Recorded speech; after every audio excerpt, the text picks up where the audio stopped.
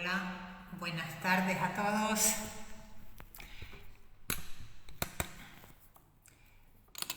Bienvenidos aquí a un nuevo vídeo.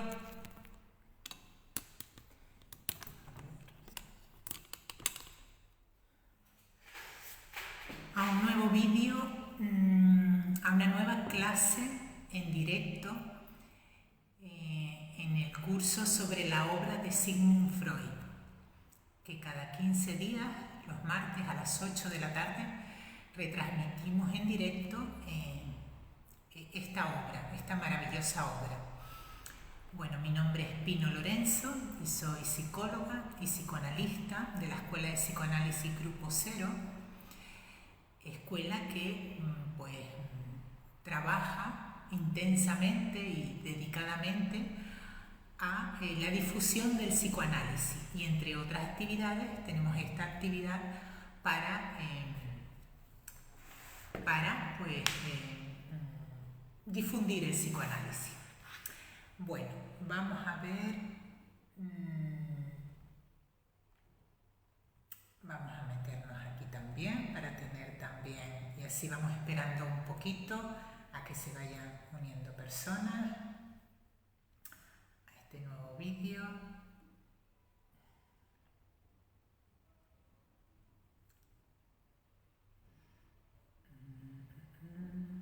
Vale. Bueno, buenas tardes, ya hay por aquí alguna persona conectada. Bien, bueno, estamos dentro de 3 ensayos para una teoría sexual. Estamos con el texto de 1905, 3 ensayos para una teoría sexual. Hola Ángela, buenas tardes. Por aquí te veo. Concretamente estamos con el segundo ensayo, sexualidad infantil. Ya hemos visto, en 2 clases anteriores vimos el primer ensayo, que es las perversiones sexuales. Hoy vamos a ver el segundo ensayo, la sexualidad infantil, y luego nos quedaría el último ensayo, que sería metamorfosis de la pubertad. Realmente este libro es un estudio sobre la sexualidad humana, sobre el instinto sexual humano. Freud, para abordar el instinto sexual humano, empieza primero, ¿no? Porque podríamos decir que en el tercer ensayo, metamorfosis de la pubertad, sería la sexualidad adulta, ¿no? Es decir, cuando el cuerpo del niño y de la niña ya están preparados para la función principal de la reproducción y también la función sexual. Sin embargo, Freud empieza por 2 ensayos antes de acercarse a la sexualidad adulta, podríamos decir. Antes de acercarse a la sexualidad adulta, empieza primero por las perversiones, que es el primer ensayo que vimos, y luego por la sexualidad infantil. Y va a tomar características, va a ir,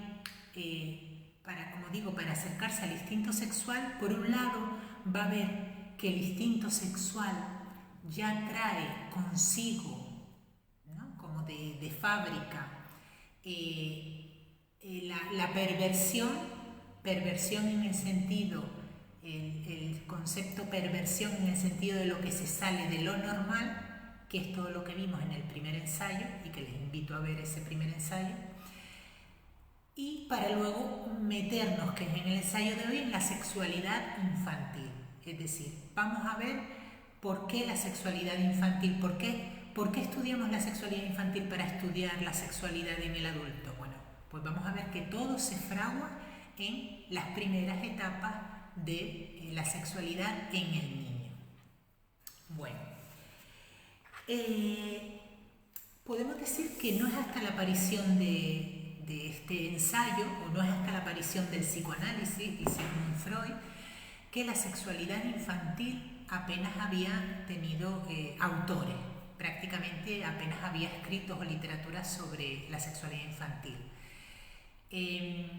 Se creía hasta ese momento que faltaba en la infancia, es decir, que no era hasta el periodo de la pubertad que no era hasta la pubertad que aparecía la sexualidad en el sujeto humano, ¿no? Se creía esa cosa de la inocencia o la falta de sexualidad en la infancia, ¿no? Entonces Freud viene a descubrir y viene a mostrarnos en este texto tan interesante de 1905 que la sexualidad está desde el mismo momento que nacemos. Vale. Y por un lado es para ver primero que la sexualidad, ver la sexualidad en la infancia, ¿no? Que en la infancia también hay sexualidad y ver por las fases por las que pasa esta sexualidad, que es lo que vamos a ver hoy. Pero también por otro lado es para mostrarnos que la sexualidad infantil en la sexualidad adulta es muy importante, ¿vale? Podemos decir que la sexualidad adulta, la sexualidad humana adulta, es la sexualidad infantil a condición de ser reprimida. Ya esto lo iremos explicando para que se entienda, ¿vale? Pero que en la constitución de la sexualidad adulta, la sexualidad infantil es importantísima y las diferentes fases por las que pasa. Por lo tanto, nuestro interés se va a dirigir hacia la vida sexual de los niños y perseguiremos en ellos el funcionamiento que rige el proceso evolutivo de la sexualidad hasta su desembocadura en alguna de las posibilidades que se abren, ¿no? Una es la perversión, que ya lo vimos el otro día y que invito a todos a que vean el vídeo o los dos vídeos anteriores sobre las perversiones sexuales. Una vía sería la perversión, otra vía sería la neurosis y otra vía sería la sexualidad adulta normal, ¿vale? Es decir, frente al humano se nos abren estos tres caminos que ya desde la sexualidad infantil, desde la infancia, empezamos a caminar hacia uno de esos caminos. Empezamos a caminar hacia la sexualidad adulta. Vale. Por un lado nos dice que una de las características de la sexualidad humana es que tiene dos periodos de irrupción y entre esos dos periodos intercalado por un periodo de latencia. La sexualidad humana tendría un primer florecimiento sexual en torno a los 3, 4, 5 años de vida y un segundo florecimiento sexual en la pubertad. Y en medio de estas dos etapas habría como un periodo de latencia donde, nos dice Freud, pareciera que el instinto sexual o la pulsión sexual estaría como desaparecida. Esta característica de la sexualidad humana es propia del sujeto humano. En el reino animal, una vez que aparece, que irrumpe la sexualidad en los animales, ya le acompaña durante toda la vida. Luego vamos a ver también el significado o por qué ese periodo de latencia. Vale. Entonces, como decíamos antes, popularmente, históricamente, hasta el momento de la aparición de este texto, 1905, se consideraba que en la infancia el niño no tenía sexualidad, ¿no? Hoy en día podemos decir que esta idea, bueno, pues ya no se mantiene de esta forma y ya muchísimos estudiosos y muchísimas personas que se dedican a la pedagogía, a la pediatría, a la medicina, aceptan que el niño tiene sexualidad. Sin embargo, siguen habiendo muchos prejuicios en torno a la sexualidad infantil, con lo cual, de alguna manera, esos prejuicios, incluso en hablar, simplemente en hablar de las manifestaciones de la sexualidad infantil, vemos que si hay tanto prejuicio, debe ser porque todavía no está del todo aceptado. Es decir, es como si todavía siguiéramos pensando como antes de 1905, es decir, que la sexualidad realmente empieza cuando el niño se desarrolla con la pubertad y desarrolla sus órganos sexuales y la niña desarrolla sus órganos sexuales, ¿no? Realmente es como si siguiéramos pensando así, ¿no? Sigue estando la sexualidad en general sigue estando muy reprimida y la sexualidad infantil todavía más. Vale. Entonces Freud nos empieza a hablar sobre algunas manifestaciones de la sexualidad infantil. Nos dice, bueno, si el niño tiene sexualidad, ¿cómo es esa sexualidad en el niño? ¿Es igual que la sexualidad adulta? No, no puede ser igual que la sexualidad adulta. No sé si esto es un comentario. No puede ser igual que la sexualidad adulta porque es un cuerpo que todavía no está desarrollado. ¿Cuáles son entonces las manifestaciones de esta sexualidad? Bueno, pues la primera manifestación de la que Freud nos va a hablar y que va a tomarla como tipo de la sexualidad infantil va a ser el chupeteo del pulgar. El chupeteo del pulgar se caracteriza por el acto de succionar repetidamente el pulgar sin que haya ninguna corriente de leche o ningún alimento que pase a él, ¿no? Es decir, el niño, este acto repetitivo que va a repetir por el placer que le produce, lo ha experimentado previamente la satisfacción cuando succionaba del pecho de la madre. En la succión, en este acto tan básico y necesario para su vida como es alimentarse y no morir, en la succión del pecho materno, el niño no solo calmaba la necesidad del hambre, sino que también en el paso de la leche, de la corriente tibia y cálida por su boca, le producía una sensación placentera por las mucosas bucales, ¿no? Que hace que el niño luego vaya a repetir este acto ya sin el alimento. Es decir, en el acto de chupetear el pulgar está repitiendo, está estimulándose toda la mucosa labial y de la boca sin que haya alimento. Nos dice Freud, el acto sexual se hace independiente del acto alimenticio. Inicialmente, y esta es una de las características de la sexualidad infantil, que se apoya en una función fisiológica, las primeras manifestaciones sexuales del niño se van a apoyar en funciones fisiológicas. Inicialmente van a estar juntas, es decir, el paso de la leche que va a satisfacer la necesidad alimenticia y la excitabilidad o la sensación de placer que le va a producir van a aparecer en el mismo acto, en el mismo momento, pero luego se va a hacer independiente. El niño ya va a descubrir, es un descubrimiento, ¿no? Lo va a hacer por sí mismo, va a descubrir, puede empezar a hacerlo a veces con el chupeteo del pezón de la madre o el chupeteo del pulgar o incluso a veces del dedo gordo del pie, va a descubrir que eso le da un placer y va a repetir ese placer. Vale. En este sentido, nos dice Freud, la sexualidad infantil es autoerótica, es decir, toma una parte de su cuerpo para producirse satisfacción. No necesita de un objeto exterior. Es otra de las características de la sexualidad infantil, es autoerótica.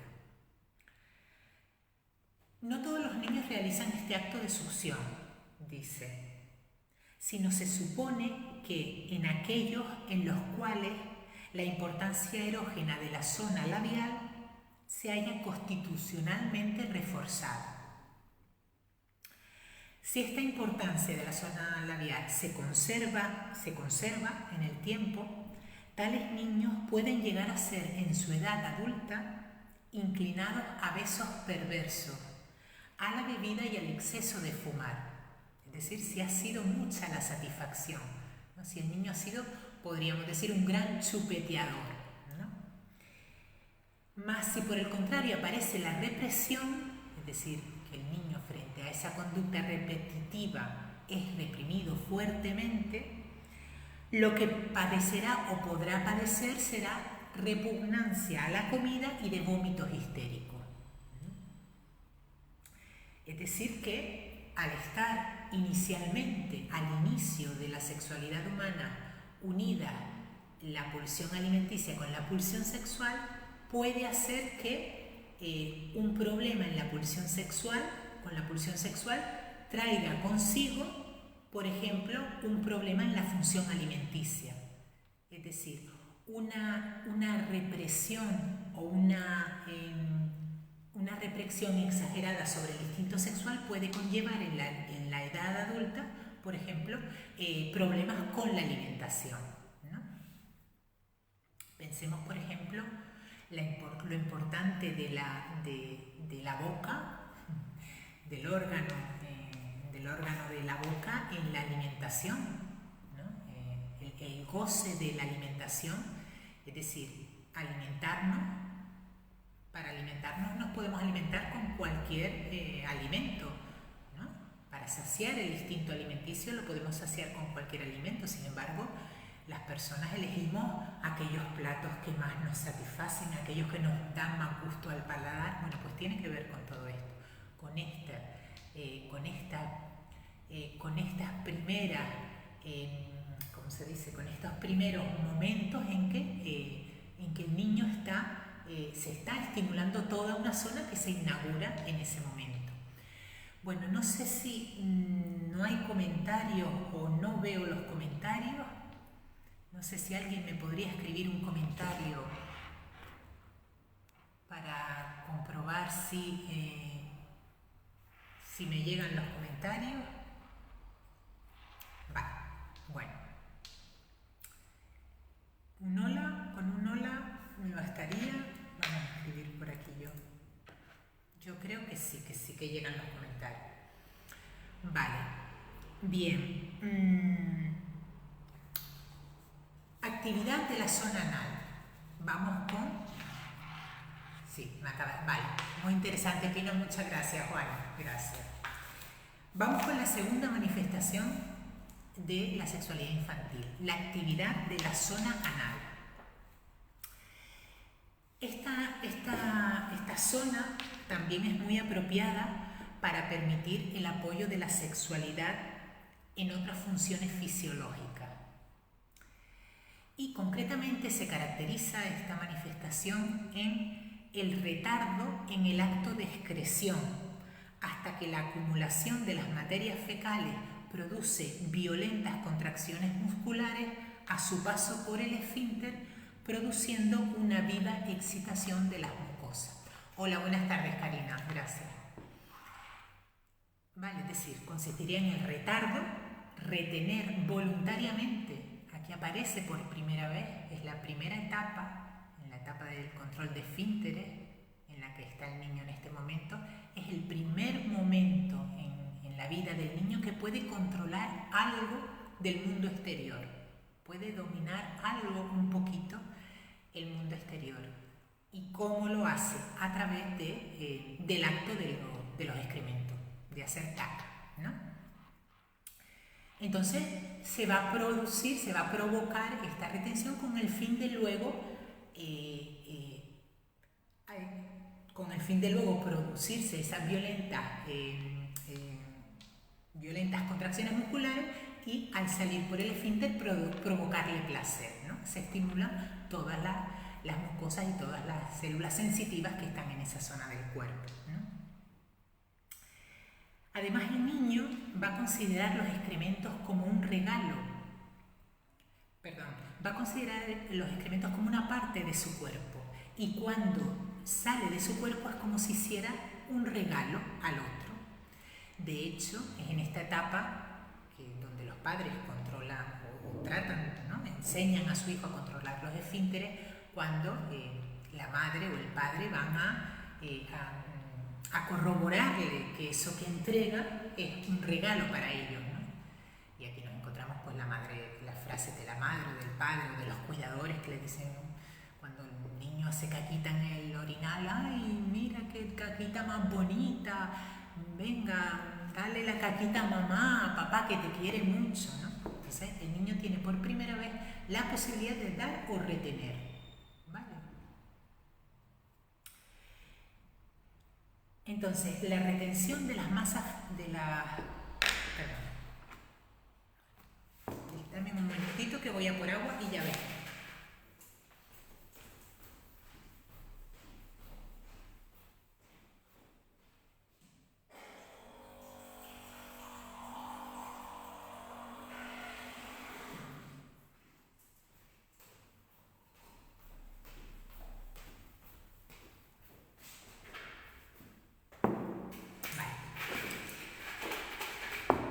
Entonces, nos dice Freud, la retención de las masas fecales intencionadas para utilizarlas en calidad de excitación masturbadora de la zona anal o como un medio de relación del niño con el mundo, constituye además una de las raíces del estreñimiento tan corriente en los neurópatas.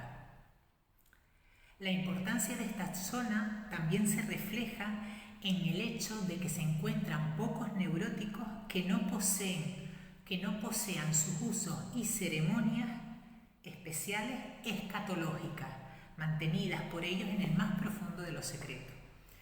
Todo lo relacionado con el acto de cagar, de hacer caca, que muchas personas pues tienen sus rituales, tienen que hacer o hacerlo de determinada manera para poder hacer caca. Todo esto tiene que ver con este primer manejo de dominancia, de retención, expulsión, que aparece por primera vez en esta etapa anal, ¿vale?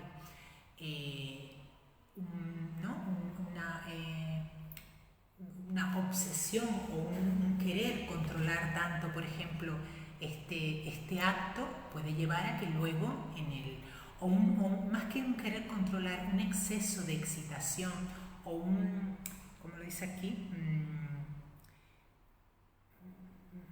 ¿no? El uso excesivo, por ejemplo, de esta forma de darse placer al niño puede conllevar a problemas de estreñimiento o otros problemas en la edad futura, ¿no? Cuando sean adultos, ¿no? Con lo cual es una etapa muy importante para luego lo que le pase al adulto con no solo con su sexualidad, sino también con su salud o con funciones fisiológicas tan importantes como hacer caca, ¿no?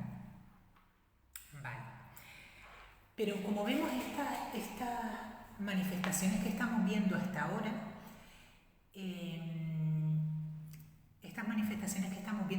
podríamos decir que serían pregenitales, es decir, hasta ahora no ha aparecido la actividad sexual dirigida a los genitales del niño y de la niña, ¿no? Sino ha aparecido las manifestaciones centradas en funciones fisiológicas.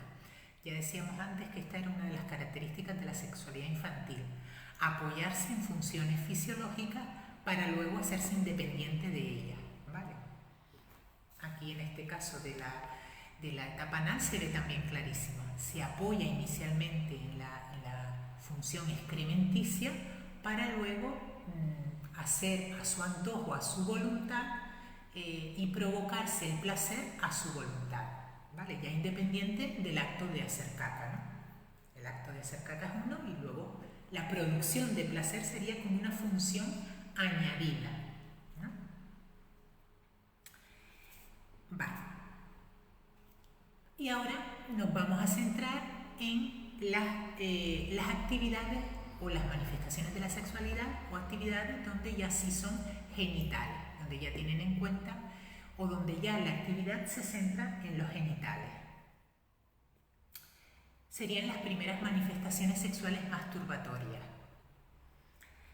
Bueno, en el niño, estaría el pene, en la niña estaría el clítoris. La vagina en esta etapa no aparece para nada. Bueno, y el clítoris aparece en forma, como lo vamos a ver ahora, por la actividad que tiene la niña, ¿no?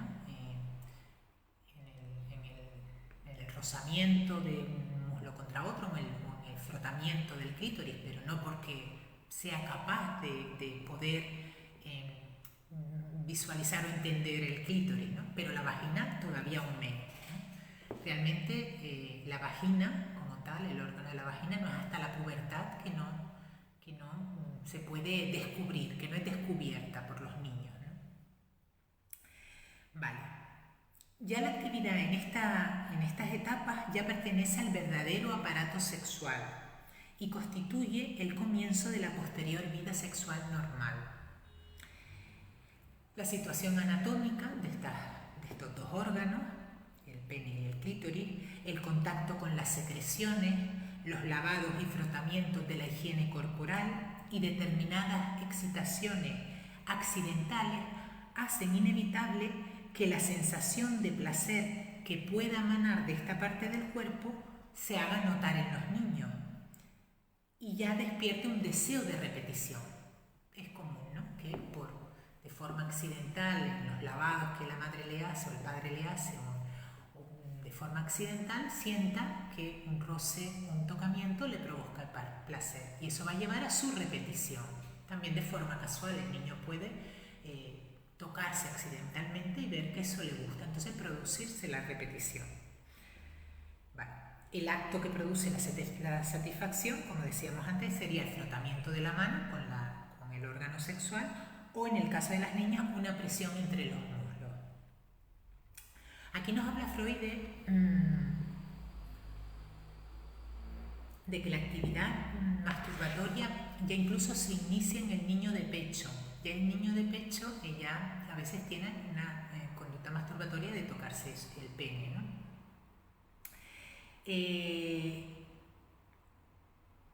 Vale.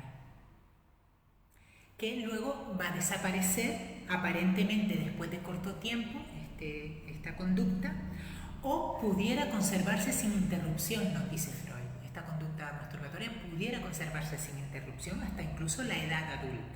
Pero esta sería la primera manifestación masturbatoria en el niño de pecho.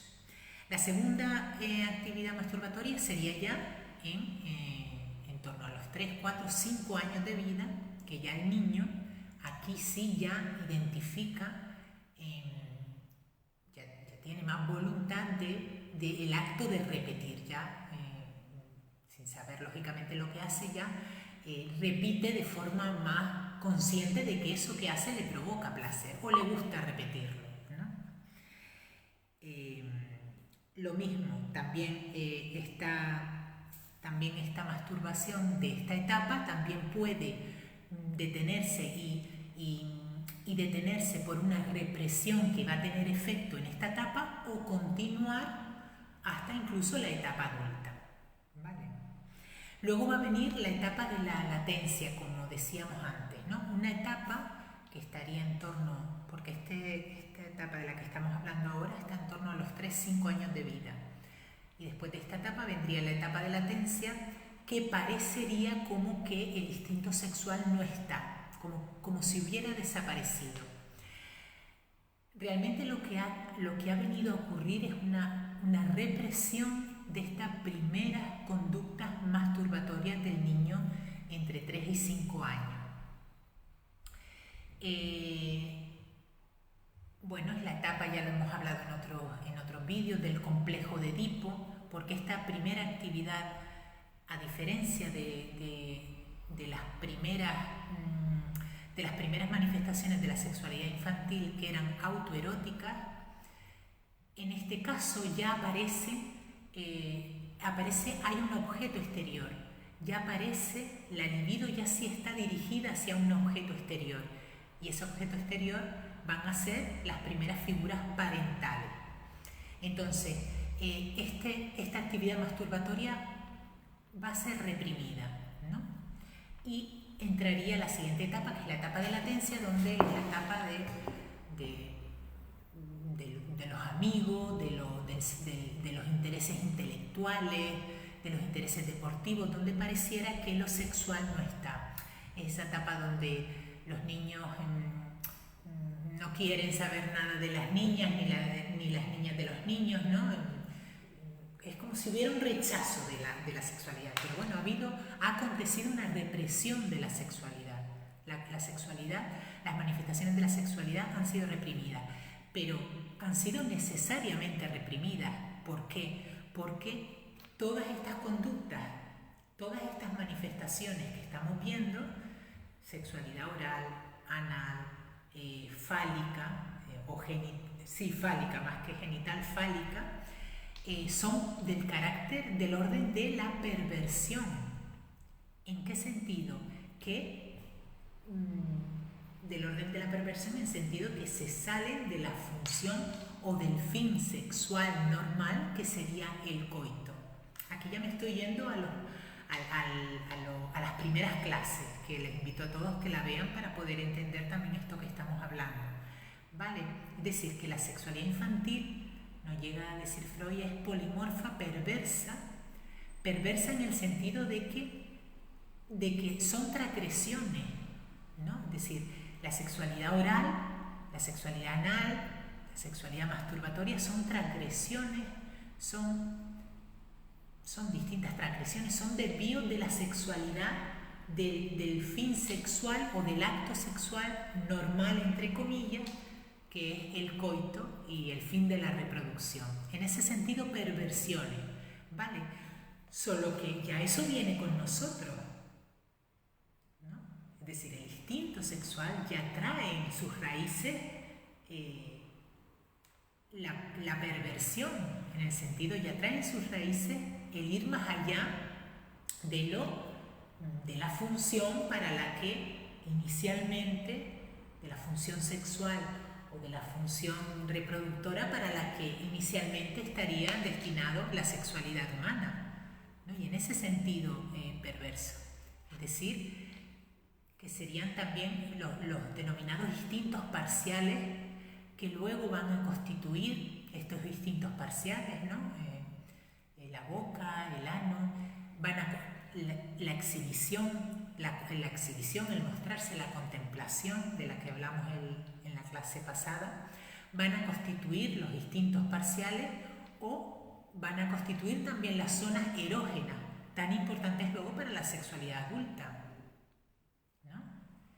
Es decir, la sexualidad adulta, que ya sumaría lo genital propiamente dicho, ya el aparato sexual masculino y femenino estarían ya formados para el acto principal sexual, que es el coito, siempre teniendo en cuenta el acto principal sexual, teniendo en cuenta la especie animal de la que provenimos, ¿no? Provenimos de una especie animal que nos iguala en algunas cosas, pero luego miren todos estos desvíos que nos provocan, que vienen a caracterizar a la sexualidad humana. Entonces, todos estos instintos parciales que permitirán la creación de las zonas erógenas van a ser importantísimas en la sexualidad adulta, ¿vale?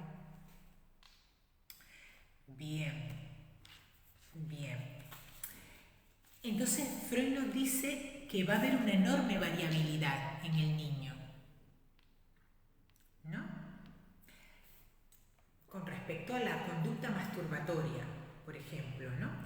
Y para cuya explicación habríamos de analizar cada caso en sí, ¿no?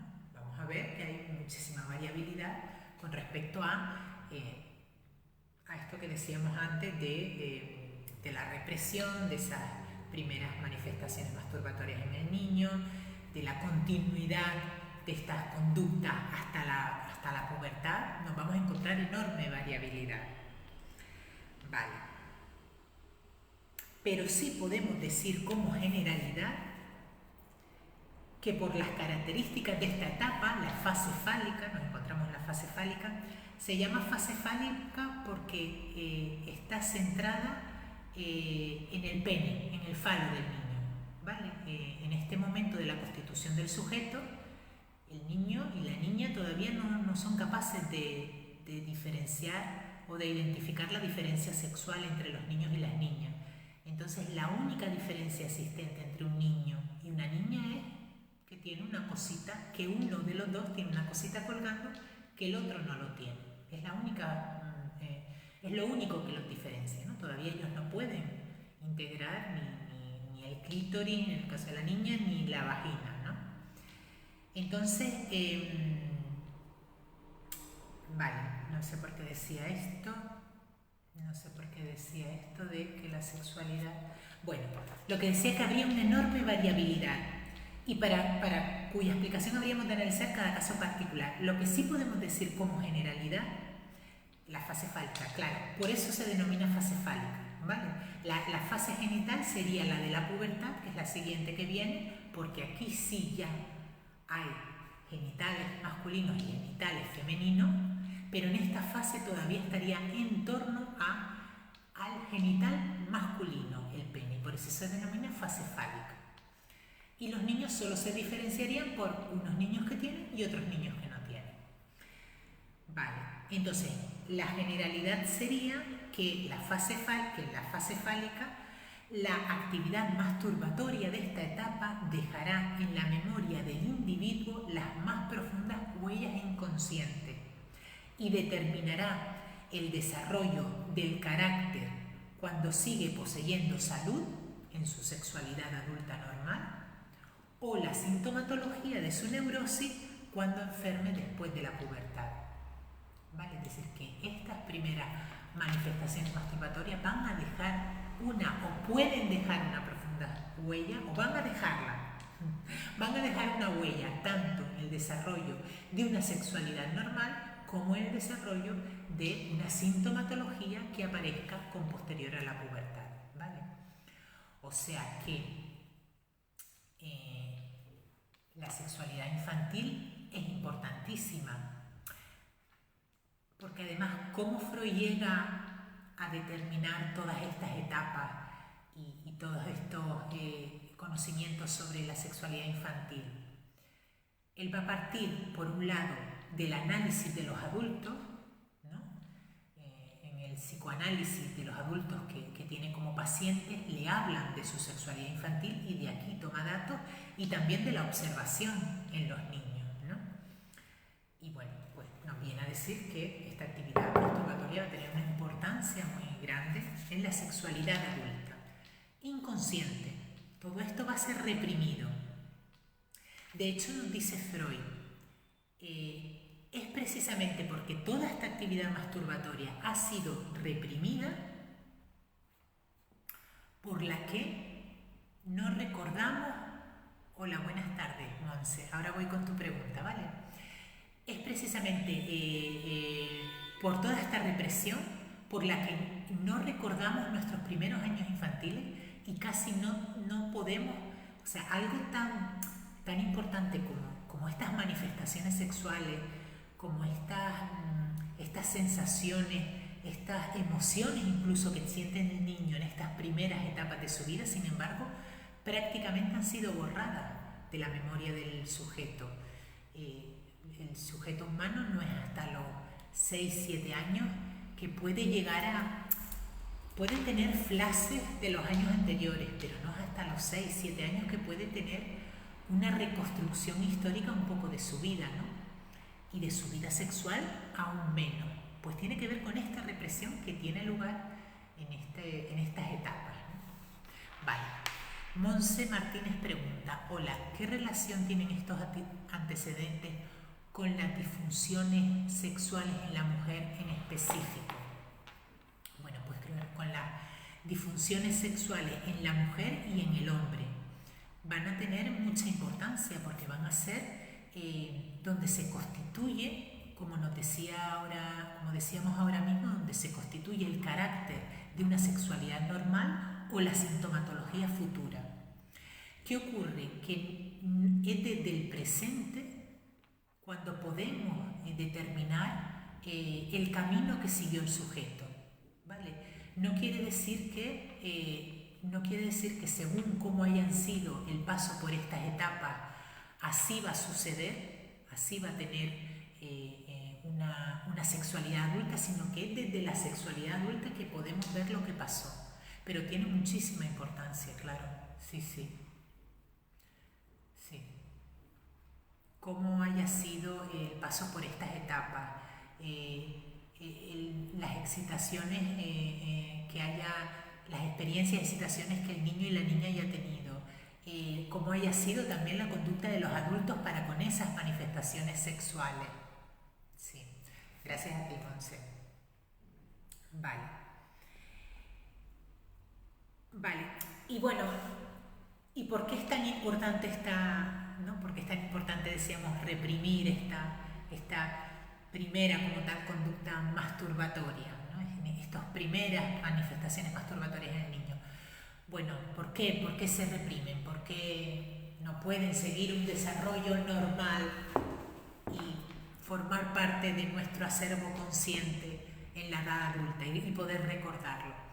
Bueno, porque estas primeras actividades masturbatorias, tanto en el niño como en la niña, van a estar dirigidos hacia los primeros objetos amorosos, que van a ser el padre y la madre, objetos incestuosos, objetos prohibidos, objetos que tienen que ser reprimidos para, en la etapa de la pubertad, poder dirigir esas mismas, esa libido o elegir esas mismas conductas hacia otros hombres y otras mujeres que no sean la madre y el padre. ¿Vale? Es decir que por eso decimos que la sexualidad adulta es la sexualidad infantil a condición de ser reprimida. Todo esto tiene que ser reprimido. ¿Vale? Bien. Vale.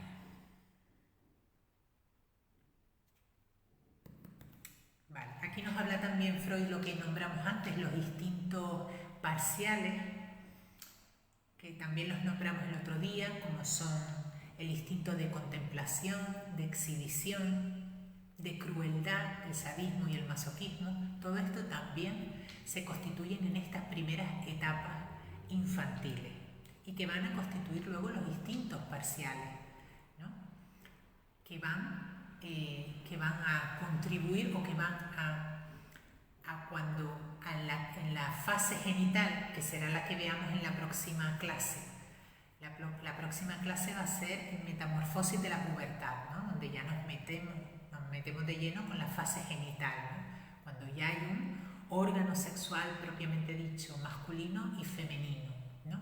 Sin embargo, estos instintos parciales que se van constituyendo en estos primeros años de vida van a contribuir al acto sexual, al fin, o el acto sexual normal, entre comillas, o definitivo en el sentido de la constitución definitiva en el sujeto, como es el coito, ¿no? Todos estos instintos parciales formarán parte de los actos preliminares que conllevan a el acto final como el coito, ¿no? Que luego ya decíamos el otro día que también aparecía la fijación o la detención en estos instintos parciales, ¿no? Como por ejemplo el goce de la boca, ¿no? Es decir,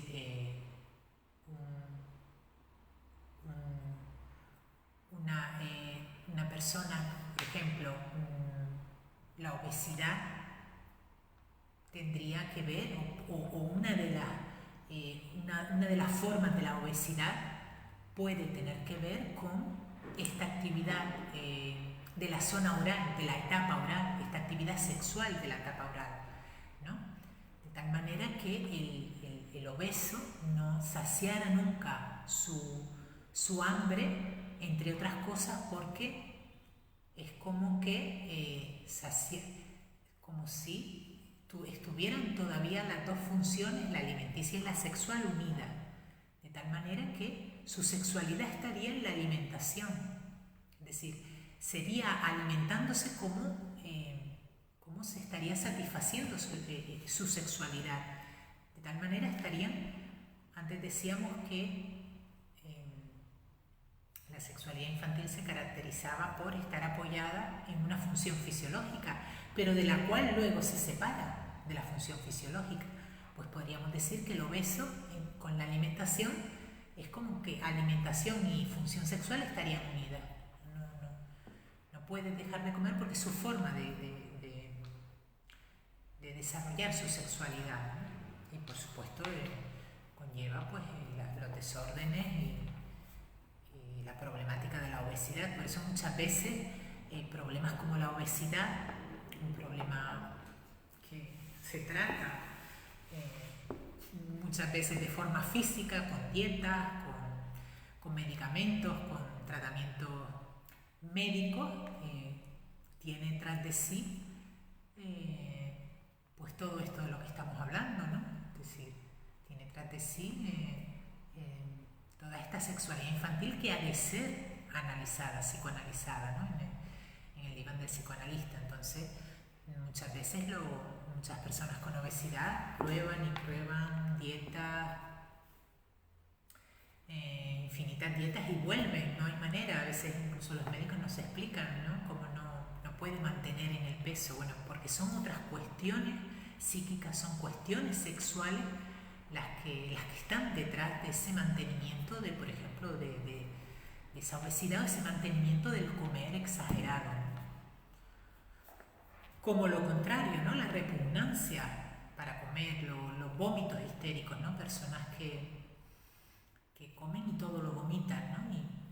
Y orgánicamente no hay ninguna razón que dé explicación a ese síntoma físico, ¿no? Y tenga que ver con la histeria, pues tiene que ver con todas estas etapas, ¿no? Con lo cual es muy importante conocerlo y por supuesto consultar a un psicoanalista cuando se tienen problemas relacionados, por ejemplo, con la oralidad, como estreñimiento pertinaz, como diarrea recurrente sin motivo orgánico. Tenemos que buscar la vía del psicoanálisis, el tratamiento del psicoanálisis, donde nos puede dar una explicación a eso. Si la medicina no puede dar una explicación es porque son cuestiones psíquicas las que hay en juego. Y esas cuestiones psíquicas solo se pueden tratar con psicoanálisis. No hay otra manera de tratarlo. Vale. Bueno, y ya dos cuestiones también muy interesantes para si tienen alguna pregunta, ya saben que pueden hacerlo. Porque Freud también nos va a hablar en este ensayo de la sexualidad infantil, también nos va a hablar de otro fenómeno que tiene lugar, y es la investigación sexual infantil. Freud nos dice que también es en estos primeros momentos del desarrollo de la sexualidad cuando también aparece, o en estas primeras etapas, cuando aparece también el instinto de saber, o el instinto investigador del niño.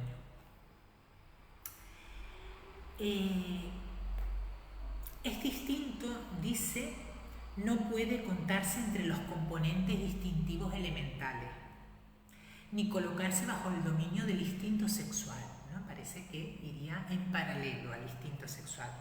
Pero el psicoanálisis nos ha enseñado que el instinto de saber es atraído y hasta quizá despertado por los problemas sexuales que en edad sorprendentemente temprana y con insospechada intensidad aparecen. Es decir, las primeras cuestiones que generan el interés de saber en el niño son o suelen ser cuestiones sexuales,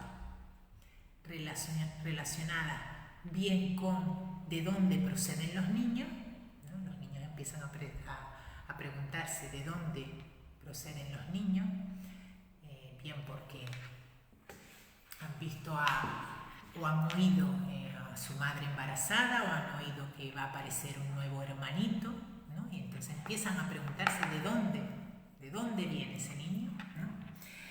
O también la diferencia sexual, ¿no? Empiezan a preguntarse por qué diferencia unos niños con otros conforme a lo que decíamos antes, ¿no? Unos niños que tienen una cosita que otros no tienen, ¿no? Estos serían como los primeros intereses investigadores de los niños, la etapa donde los niños pues preguntan, ¿no? Quieren mirar a ver si mamá y si papá tienen esa cosita que yo tengo, o esa cosita que tiene mi hermanito pero yo no tengo, y se meten en el baño y se cuelan para ver lo que tienen. ¿Tú tienes eso, mamá? ¿Y cómo lo tienes? Lo tuyo es más grande que lo mío, ¿no? Todas esas preguntas, ¿no? O las preguntas acerca de dónde vienen los niños y la construcción de las primeras teorías infantiles, ¿no? El niño viene porque mamá comió algo y lo caga, ¿no? Viene por el ano, que lo caga la mamá, o porque se le puso una semillita dentro y le abren y los pulsan. Vienen todas las teorías infantiles, ¿no? Que lo nombra Freud aquí en este texto, ¿no? Como por ejemplo, los adultos tratan muchas veces, sobre todo con esta pregunta de dónde vienen los niños, pues de dar teorías bastante fantasiosas que muchas veces los niños no terminan de creerse, ¿no? Como la explicación de la cigüeña, ¿no? Que los niños los trae la cigüeña. Y claro, como los niños han podido, aprecian, ¿no? Los niños muchas veces no se creen esa teoría. Y de hecho, a veces, a partir de estas teorías que dan los adultos, teorías fantasiosas, el niño puede empezar a sospechar y a desconfiar de los adultos, ¿no? Que los adultos a veces no le dicen toda la verdad, porque el niño está viendo que la madre está gordita, está viendo que cuando uno tiene la barriga hinchada y luego va y hace caca y la barriga se desinfla. Entonces, a veces las teorías que que ellos tienen sobre el nacimiento de un nuevo ser están más cercanas que las fantasiosas que le dan los padres, ¿no? Además, nos dice Freud una cosa muy interesante, que es que la actividad investigadora es una actividad solitaria. No es la primera actividad que lleva a cabo de forma solitaria el niño, y podríamos decir que es una primera forma de independencia del niño del mundo, ¿no? Vale. Y luego, ya Freud, para ya terminar con este texto, nos habla de las fuentes de la sexualidad infantil, ¿no? Como decíamos antes, los datos que obtenemos de la sexualidad infantil entonces van a provenir o bien de la investigación psicoanalítica regresiva que descubre la niñez del adulto analizado, ¿no? La infancia del adulto que está en análisis, o bien la investigación directa sobre la vida infantil, ¿no? Y estas dos investigaciones nos han revelado las fuentes regulares de la excitación sexual. Y bueno, es decir, de dónde parte, de dónde emana las primeras excitaciones sexuales que llevan al niño luego, por ejemplo, a la conducta repetitiva, ¿no? O a los actos de los que hemos hablado, de esas primeras manifestaciones sexuales, ¿no? Dice que una primera fuente serían las excitaciones mecánicas, ¿no? Debemos añadir aquí la producción de la excitación sexual por conmociones mecánicas rítmicas del cuerpo, las cuales producen tres clases de efectos estimulantes: sobre el aparato sensorial de los nervios vestibulares, sobre la piel y sobre los músculos y las articulaciones. El placer de los juegos en los niños en los que se produce un movimiento pasivo como mecerse sería uno de ellos, que demanda además su continua repetición. O por ejemplo, cuando se quiere calmar a un niño inquieto, se le mece para hacer conciliar el sueño, ¿no? El movimiento producido por los viajes en coche en los niños y más tarde en el ferrocarril ejerce un efecto muy fascinador en el niño, ¿no? Que hace que incluso en la edad adulta a muchos niños les atraiga la conducción, ¿no? Por volver a repetir esas excitaciones del orden de lo sexual, en el sentido de sexual en su sentido amplio, no genital, ¿no? En el sentido de lo que hablamos antes, la sensación placentera que va más allá de lo fisiológico puramente orgánico, ¿no? Vale. Si aparece, por ejemplo, una represión a este respecto, con respecto a estos movimientos mecánicos que transforman gran parte de las preferencias infantiles en objetos de desagrado, estos niños, cuando llegan a ser adultos, reaccionan con malestar y náusea a todos los movimientos de carácter de columpio o vaivén, ¿no? Y quedan, por ejemplo, extraordinariamente agotados en un viaje que realicen en ferrocarril, o tienen ataques de angustia durante el viaje, conformando la fobia a la locomoción, ¿vale? Es decir, que estas primeras excitaciones pueden conllevar luego por ejemplo, a tener sintomatología relacionada con la locomoción en la edad adulta, ¿no? Otra fuente de la sexualidad infantil va a ser la actividad muscular, ¿no? Nos dice Freud que muchas veces el recuerdo de los adultos de las primeras excitaciones sexuales en la infancia les relatan que provenían de las primeras luchas o encuentros cuerpo a cuerpo que tenían con sus compañeros, que incluso llegaban a sentir una excitación en sus zonas genitales, ¿no? Esta lucha y lucha, ¿no? Donde además, nos dice Freud, entra en juego la piel, ¿no? La piel es por excelencia una de las zonas erógenas más importantes, ¿no? En la sexualidad adulta, ¿no? Y en este juego, en este chocar un cuerpo con otro, se estimula la piel, ¿no?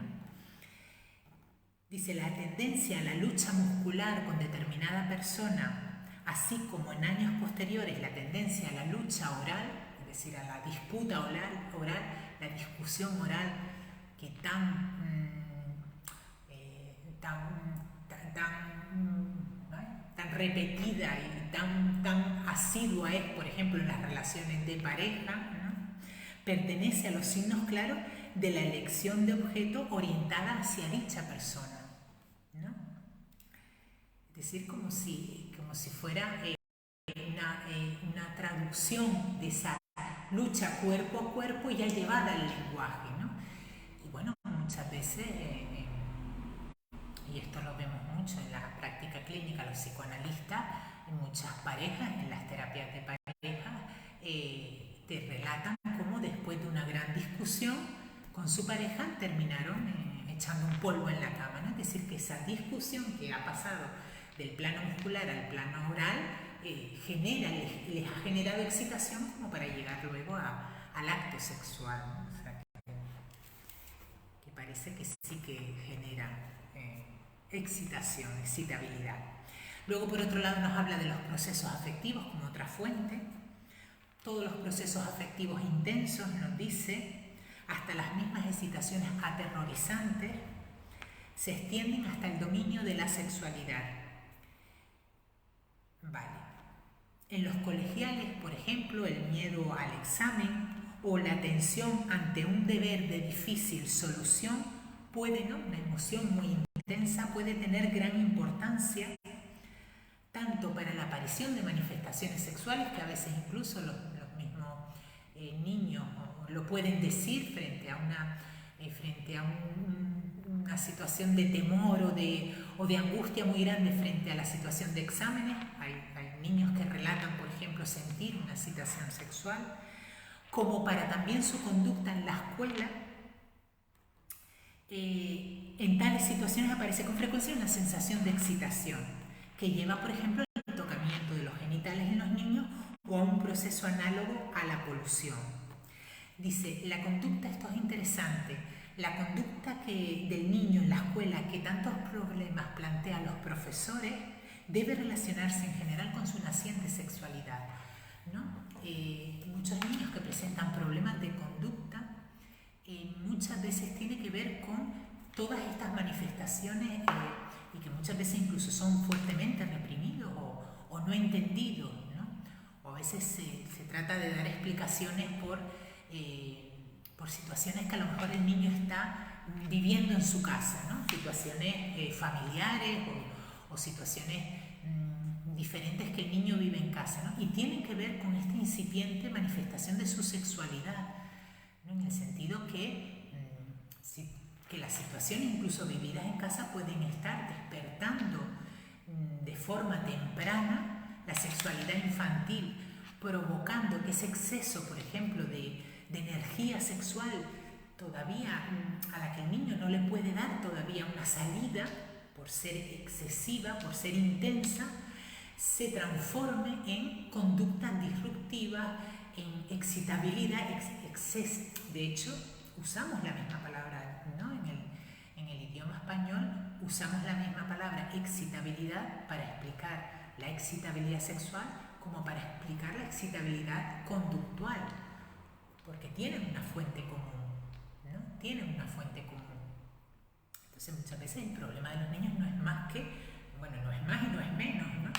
Pero que muchas veces no se consigue descifrar lo que le pasa al niño y tiene pues un desarrollo de su sexualidad que le supera, podríamos decir, ¿no? Y lo canaliza por medio de la conducta disruptiva, de pegar a otros niños, de molestar en clase constantemente, de estar constantemente necesitando llamar la atención, ser castigado. Entonces, bueno, ahí habría que hablar primero con los padres y también hablar con el niño y poder darle salida a esa excesiva energía sexual que manifiesta, ¿no? Y por supuesto no reprimir porque la represión va a tener un efecto secundario. Reprimir me refiero a la conducta, ¿no? La conducta disruptiva, ¿no? Pues te castigo, pues ahora te quedas sin ver no sé cuánto, y unos castigos infernales, ¿no? Porque eso va a contribuir luego, o puede contribuir a una represión en esas conductas sexuales que está manifestando el niño y tener consecuencias en la sexualidad adulta, ¿no? Y ya en la última fuente nos habla Freud, sería el trabajo intelectual, ¿no? La concentración de la atención en un trabajo intelectual tiene por consecuencia una coexcitación sexual en muchos hombres, tanto en adolescentes como en adultos. Excitación que es el único fundamento justificado de las perturbaciones nerviosas acaecidas en los entornos laborales o estudiantiles, ¿no? Toda esta excitabilidad también, lo decimos, ¿no? La investigación, el saber también produce excitabilidad, ¿no? Cuando estamos estudiando algo que nos genera placer, tendemos a excitarnos, a inquietarnos. Bueno, pues eso también sería, o también inicialmente fue del orden sexual, y sigue siendo del orden sexual, solo que ya en la edad adulta está separado de lo genital, pero en la infancia no estaba separado de lo genital, ¿vale? Es decir, en el recorrido luego del desarrollo de la sexualidad del niño se va a ir separando, ¿no? Ya en la edad adulta, la excitabilidad que me puede producir leer un libro que me está apasionando no puede no corresponder, a veces sí, pero puede no corresponderse con una excitabilidad orgánica, ¿no? Que yo pues tenga sensaciones, que a veces también puede ocurrir, ¿no? Pero en la infancia sí ocurría, estaba unido, ¿no? Estaba unido los saberes, los primeros conocimientos, los primeros saberes estudiantiles con esta excitación. O sea que esa sería otra fuente también de la sexualidad infantil. Y luego ya Freud, ya para concluir, nos llega a decir, dice, es posible que nada importante suceda en el organismo que no contribuya, en el organismo humano, que no contribuya con sus componentes a la excitación del instinto sexual. Es decir, todo produce, la producción de la pulsión sexual, del goce, del placer, es inherente a la actividad humana, solo que, y de esta manera, y cerrando con esta frase, volveríamos al principio de cómo empezábamos en la clase de hoy, solo que en el concepto de sexualidad en su sentido amplio. Sexualidad es mucho más que genitalidad. El placer sexual que me da a mí dar esta clase, va más allá de lo genital, pero es sexual. Podríamos decir que lo genital está dentro de lo sexual, pero sexual es mucho más que lo genital, ¿no? En el sujeto humano. En el animal, genital y sexualidad es lo mismo. Vale. No sé si tienen alguna pregunta. En la próxima clase veremos la metamorfosis de la pubertad, ¿ya? Cerraremos todo este desarrollo, todas estas fases que vamos viendo, todas estas desviaciones que veíamos en los vídeos anteriores, perversos, polimorfas perversas, más todas las etapas de la sexualidad infantil, se concentrarán o irán al desarrollo de la sexualidad adulta en la metamorfosis de la sexualidad. De la pubertad, perdón, metamorfosis de la pubertad. Bueno, pues si no hay más preguntas, damos un pequeño tiempo por si alguien se está animando. Venga, pregunto, no pregunto, ay, qué vergüenza preguntar sobre esto, me da vergüenza. Para que no se reprima, le damos un tiempo para que no se reprima. El preguntar también, ¿no? También está asociado, ya lo decíamos antes. El hacer preguntas, ¿no? También está, a veces hay personas que sienten pudor al preguntar. ¿Por qué sienten pudor al preguntar? Porque casi es como si estuvieran mostrando una zona íntima. ¿Ven cómo está asociado con lo sexual, no? Como si al preguntar estuviéramos descubriendo su desnudez, como si estuviera desnudo físicamente, o si estuviera mostrando sus genitales, ¿no? No es nada de eso, ¿no? Manuel Martín Almeida me da la enhorabuena. Muchas gracias, Manuel. ¿Tienes alguna pregunta, Manuel? ¿Te animas con alguna pregunta? Y bueno, lo que decíamos antes de las preguntas, ¿no? Que tienen que ver con el instinto de saber, ¿no? Que aparece en primeras etapas. El instinto, Freud nos dice que el niño es un pequeño investigador, nos dice, ¿no? Que va queriendo ahí, pues, ahí está la sexualidad, ¿no? Esa etapa de preguntar. Bueno, vamos a ir terminando entonces, si les parece, y nos vemos en el siguiente vídeo, que ya volvemos a vernos el próximo año, porque ya entramos en las Navidades.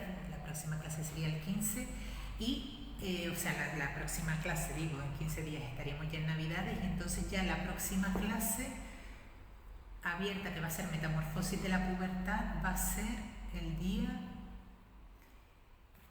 martes 10 de enero, ¿vale? A las 8 de la tarde, hora canaria, para el mundo entero. Chao, pasen una feliz Navidad. Muchas gracias.